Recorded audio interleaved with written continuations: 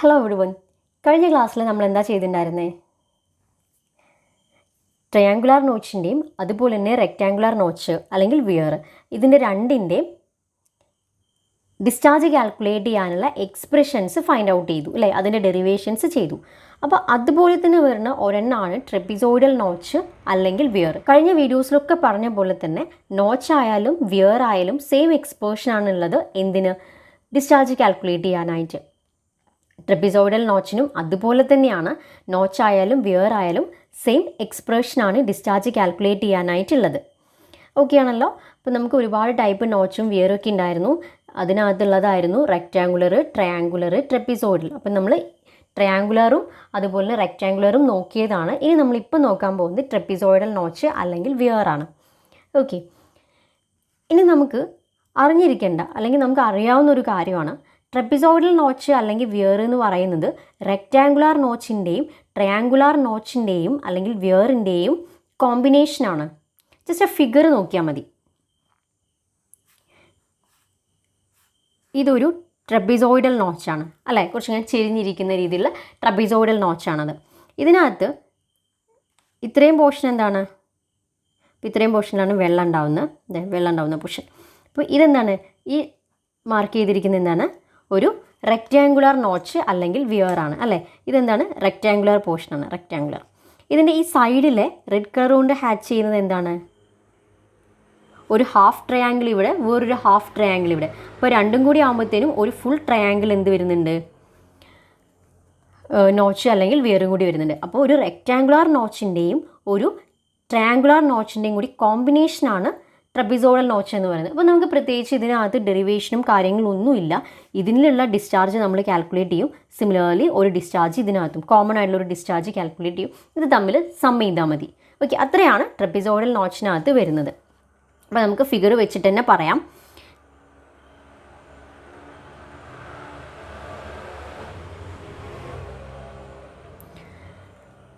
ഈ ഫിഗറിനകത്ത് ഇതൊരു ട്രെപ്പിസോയിഡൽ നോച്ചാണ്.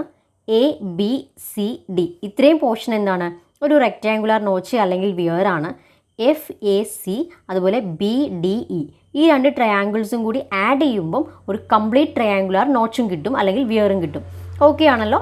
അപ്പോൾ ഞാൻ അതാണ് ഇവിടെ ഫസ്റ്റ് പാരഗ്രാഫിലൊക്കെ ലിസ്റ്റ് ചെയ്തിരിക്കുന്നത്, എക്സ്പ്ലെയിൻ ചെയ്തിരിക്കുന്നത്. ഈ trapezoidal notch or weir is a combination of rectangular or triangular notch or wear.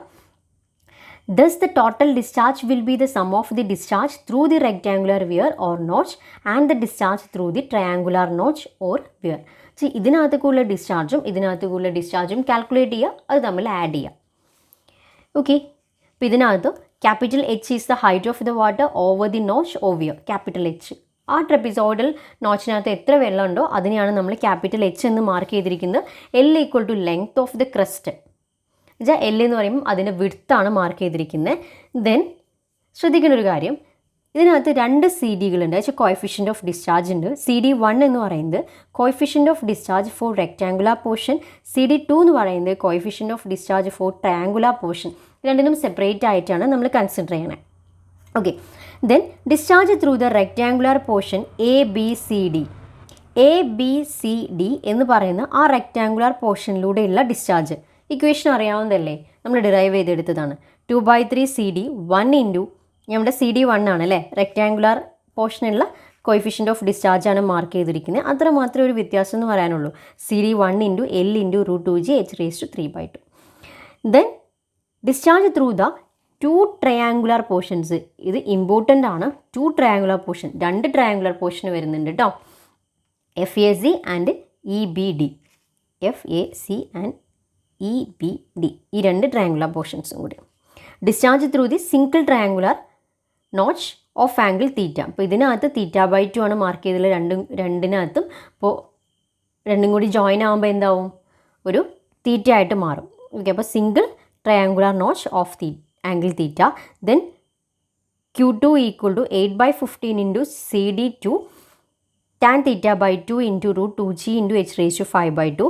Then എന്ത് ചെയ്യുക, രണ്ടും കൂടി ആഡ് ചെയ്യുക. Discharge through the trapezoidal notch of weir equal to q equal to q1 plus q2, then q equal to 2 by 3 cd 1 into l into root 2g h raised to 5 by 2 plus 8 by 15 into cd 2 tan theta by 2 root 2g into h raised to 5 by 2. Okay, അപ്പോൾ ഈ ഒരു പോർഷനിൽ നിന്ന് നമുക്ക് അധികം derivations അല്ലെങ്കിൽ derive ചെയ്യാനായിട്ട് വരാറില്ല. പകരം ഇതിനകത്തുള്ള പ്രോബ്ലംസ്, ഈ ഒരു ഇക്വേഷൻ യൂസ് ചെയ്തുകൊണ്ടുള്ള പ്രോബ്ലംസ് മാത്രമാണ് അധികം ചോദിച്ച് കാണാറുള്ളത്. ഓക്കെ.